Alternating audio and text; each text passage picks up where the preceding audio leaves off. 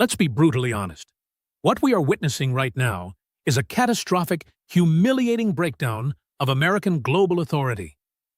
It is absolutely chilling to see a sitting president of the United States reduced to frantic all-caps social media pleas, begging an ally to stop an offensive he claims he never even sanctioned. Something has gone dangerously, perhaps even fatally, wrong in the halls of power. It has been only 20 days.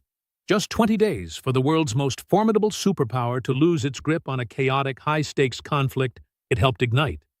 Think about the sheer, reckless insanity of that for a moment. President Trump told reporters, in his own words, "I told him, don't do that." He was referring to Netanyahu and the explosive strike on the South Pars gas field, the largest on this planet. And yet, it happened anyway. A direct act of defiance, a staggering betrayal of coordination. Folks, this is more than just a diplomatic hiccup. It's a full-blown, terrifying crisis of command. Was this a genuine, incompetent lapse in communication? Or a cold, calculated political maneuver to drag us deeper into the abyss? I want to hear your take. Drop a comment below and let's get the discussion started. This is U.S. Sphere, where your voice shapes the analysis. The fallout is devastating. 13 American service members are dead. An F-35, our $2 trillion crown jewel, has been crippled in combat for the first time in human history. The Pentagon is already demanding a staggering $200 billion for a war that isn't even a month old, while oil prices are screaming toward $120 a barrel, threatening to bankrupt every American household. The Pentagon is asking Congress for $200 billion, and the war isn't even a month old. Oil is flirting with $120 a barrel, and we'll come back to every single one of those details because each one tells a story about where we are and where we're headed. But here's the honest truth. What concerns me most isn't any single event. It's the pattern.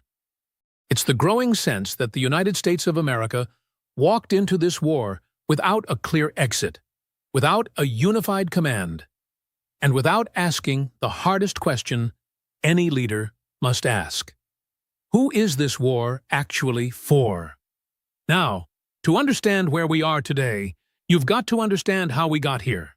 And I think that story matters more than people realize. On February 28, 2026, the United States and Israel launched a joint military operation against Iran, coordinated strikes, massive bombardment. The stated targets were Iran's missile program, its nuclear infrastructure, and its naval capabilities. And at the beginning, it looked, at least on the surface, like a tightly managed campaign between two close allies. President Trump spoke with real confidence in those first days. He told the Iranian people essentially that their moment of liberation was at hand, that they'd soon have the chance to rid themselves of 47 years of clerical rule. That's a big promise. That's not a limited military objective. That's regime change language. And we'll come back to that because it matters enormously. Now, Prime Minister Netanyahu, for his part, framed this as the culmination of a lifetime's work. He spent 40 years warning the world about Iran, and to be fair to him, he's not wrong that Iran poses a genuine threat. I dealt with that threat myself. Every president has, but there's a difference between recognizing a threat and having a coherent strategy to address it. Here's where the timeline starts to fracture. In the early days, it was joint, it was coordinated. But then Israel began pursuing its own objectives. High-level assassinations targeting Iran's intelligence minister, and then on March 18th, the strike on the South Pars gas field. That's the moment everything changed. Now Trump says he didn't approve it. He told reporters plainly, "I told him, don't do that." He posted on Truth Social that the United States knew nothing about the attack before it happened. But here's where it gets complicated, because two sources familiar with the matter told the Associated Press that the U.S. was made aware of Israel's plan ahead of time. One source said Israel's targets are being actively coordinated with the United States. So, which is it? Either the president was informed and is now distancing himself because the consequences were worse than expected, or the president genuinely was not informed, and an allied nation carried out a massive strike on the world's largest gas field during a joint war without telling us? Let me tell you, neither answer is good. Neither answer reflects the kind of command and coordination that American leadership requires. And that gap, that space between what we're being told and what actually happened, that's not a small thing. That's the credibility of the commander-in-chief. And once you lose that, folks, it's very hard to get it back. Now, let me walk you through what actually happened here, because the details matter. They always do. On March 18th, Israeli forces struck the South Pars gas field. Now, most Americans hear that and think, okay, another military target. But this isn't just another target. South Pars is the largest natural gas field on the face of the earth. It sits in the Persian Gulf, and here's the part most people don't know. It's shared between Iran and Qatar. One field, two countries. Iran depends on it for its domestic energy grid, electricity, heating, the basic functioning of a nation of 90 million people. It's not primarily an export asset like Car Island. It's the backbone of Iranian civilian life. So when Israel hit it, Iran didn't just absorb the blow. Iran retaliated. And not against Israel, against Qatar, against Saudi Arabia, against Gulf energy infrastructure that the entire global economy depends on. 17% of Qatar's liquefied natural gas capacity was knocked offline. Reuters reported the damage will take 3 to 5 years to repair. 3 to 5 years, folks. And what happened next? Oil surged to nearly $120 a barrel overnight before settling back around $100. Gas prices at the pump, which were already climbing, took another leap.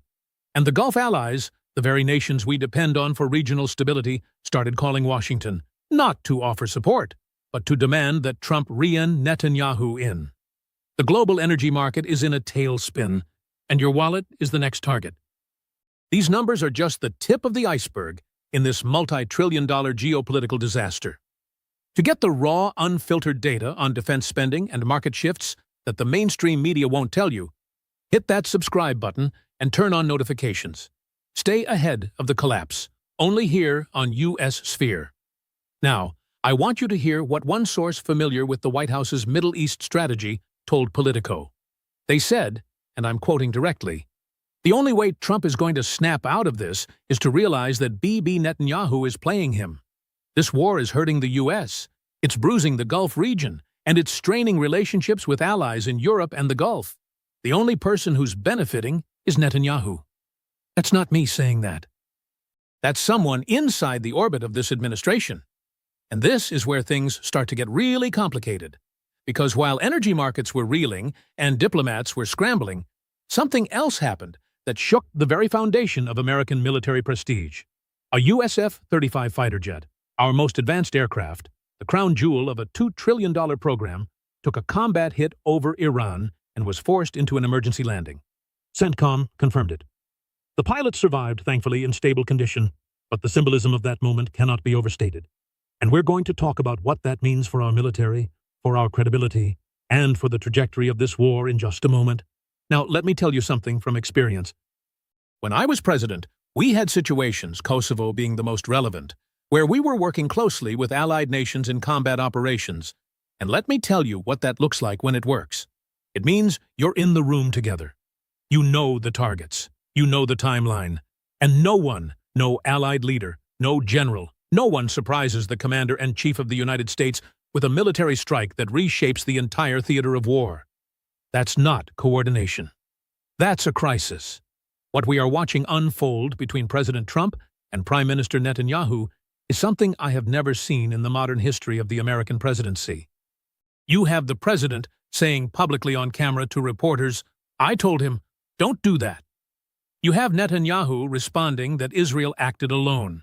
And then you have sources, credible sources, people familiar with the coordination telling the Associated Press that the U.S. was informed ahead of time. So either the president knew and is now distancing himself because the consequences blew up in his face, or he genuinely didn't know, and an ally launched a strike on the world's most important gas field during a joint war without telling us. Now, here's the part that really worries me. DNI Tulsi Gabbard went before Congress and said in plain language that the objectives that have been laid out by the president are different from the objectives that have been laid out by the Israeli government. Think about that. The Director of National Intelligence, the president's own intelligence chief, is acknowledging publicly that we are fighting the same war with different goals. Joe Rubin, a former Deputy Assistant Secretary of State, put it as clearly as anyone. Netanyahu has spent decades trying to pull America into a decapitating war against Iran. And Trump is the first president to say, "Go for it." That makes Benjamin Netanyahu arguably the first fawn leader in the post-W World War II era to effectively draw the United States into a shooting war on his terms for his political survival. No one else managed it. Not during Korea, not during Vietnam, not during Iraq. And we'll come back to why that matters. Because the political math here is not what most people think. Now, I want to talk about what this conflict is doing to America. Not just politically, but institutionally. Because institutions are the backbone of a democracy. And right now, they're under extraordinary strain. Let's start with the military. A USF-35, our most advanced stealth fighter, the crown jewel of a program that's cost American taxpayers over $2 trillion across its lifetime, was struck by suspected Iranian fire and forced into an emergency landing. CENTCOM confirmed it. The pilot survived, thank God, and is in stable condition. But let me tell you what that means beyond the headlines. The F-35 was supposed to be untouchable. It was the aircraft that guaranteed American air superiority for a generation. And Iran, not China, not Russia, Iran managed to hit one within 3 weeks of combat. That's not just a military setback. That's a crack in the mythology of American invincibility. And our adversaries around the world are watching. Now, let's talk about money. The Pentagon has submitted a request to Congress for over $200 billion, 20 days into this war. $200 billion. When I left office, we had a budget surplus. We'd paid down the national debt. I know what fiscal responsibility looks like, and this isn't it. For context, the Iraq War cost the United States over $2 trillion across 2 decades. We are on pace to match that in a fraction of the time, and without the congressional debate that even Iraq received. And that brings me to the Democratic deficit.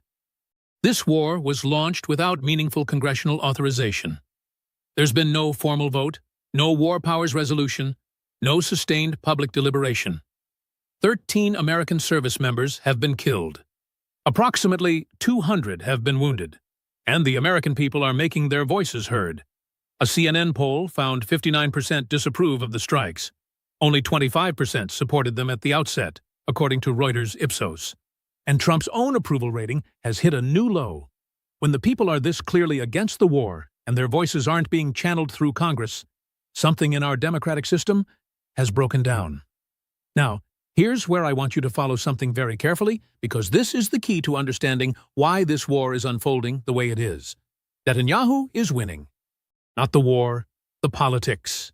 In Israel, according to the Israel Democracy Institute, nearly 93% of Jewish Israelis support the military operation. 74% trust Netanyahu to handle it. The war has revived his political standing at a moment when just months ago he was politically wounded and facing domestic pressure over hostage negotiations and corruption charges. For Netanyahu, this war is oxygen. Now, compare that to Trump's position. 59% of Americans disapprove. Gas prices are climbing toward levels that make people furious at the grocery store, at the pump, at the kitchen table. 66% disapprove of how he's handling energy costs. Inside the White House itself, and I'm not speculating here, this has been reported. Recession fears are becoming a live concern. Trump's approval has hit a new low for his second term. So you have a fundamental asymmetry. One leader is surging in popularity. The other is hemorrhaging support, and the leader who's surging, Netanyahu, has every incentive to escalate because escalation keeps him in power. The leader who's sinking, Trump, has every incentive to find an exit. But he can't find one without admitting the war's maximalist goals have failed. Now, let me tell you why this reminds me of something. In 2006, the Iraq War turned a political environment so sharply against Republicans that Democrats won the House, the Senate, and set the stage for Barack Obama. War fatigue is real. Economic anxiety is real. And when the two combine, when Americans are watching flag-draped coffins and paying $4.50 a gallon, the political consequences are devastating. Republicans in Congress know this. That's why you already see cracks in the GOP over the $200 billion request. Senator Reuben Jago, a Democrat, yes, but an Iraq War veteran, said it plainly. If the Pentagon is asking for $200 billion, they are asking for a long war. The answer is a simple no. And this is where things start to get very serious. Because the question is no longer just about strategy. It's about whether America can find the exit before the bill becomes unpayable. Now, folks, I want to be honest with you, not just about what's happened, but about what I see coming. Because a president, even a former one, has an obligation to think ahead. And right now, I see three paths forward. And none of them are easy. The first path is that Trump reasserts control. He forces a ceasefire, accepts a limited outcome. Iran's nuclear program degraded, its military weakened, but the regime still standing. That's a defensible result. It's not what he promised, but it would stop the bleeding economically, militarily, and diplomatically. The problem is, it requires Trump to admit that the maximalist rhetoric was wrong, that the Iranian people aren't going to rise up and overthrow their government just because we bomb their military infrastructure. Trump himself has already hinted at this. He acknowledged the Iranian public isn't ready for revolution. That's a significant concession, and it tells me he knows on some level that the regime change theory has collapsed. But can he accept it publicly? That takes a kind of political discipline that I haven't seen from this White House. The second path is that Netanyahu continues to escalate independently. He's already hinted at a ground component. His words, "If Israel pushes for ground operations in Iran, while the United States is providing air cover, logistics, and intelligence, we are looking at a level of commitment that dwarfs anything the American public signed up for. Oil could push well beyond $120. The Strait of Hormuz, through which 20% of the world's oil passes, is under constant threat. A global recession becomes not a possibility, but a probability." The third path, and this one is already happening, is that Iran's retaliation widens beyond Israel and the United States. It's already struck Qatar and Saudi Arabia. If Gulf energy infrastructure continues to be targeted, the United States will be pulled into defending the entire region. A broader commitment than any president has made since the Gulf War. And the $200 billion the Pentagon is asking for, that's just the opening bid. Iraq cost over $2 trillion. Afghanistan cost over $2 trillion. We've seen this movie before.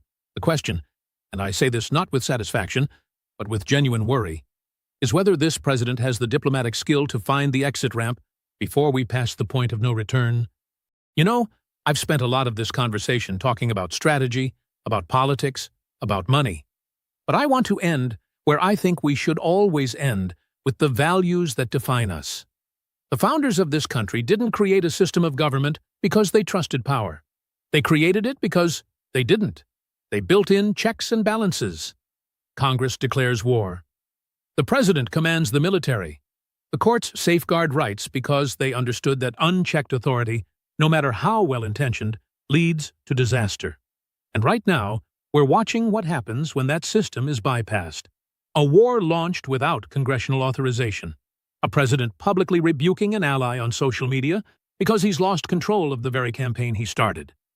$200 billion being requested from Congress without a clear strategy, without a defined endpoint, and without an honest accounting of who benefits. Now, let me be clear.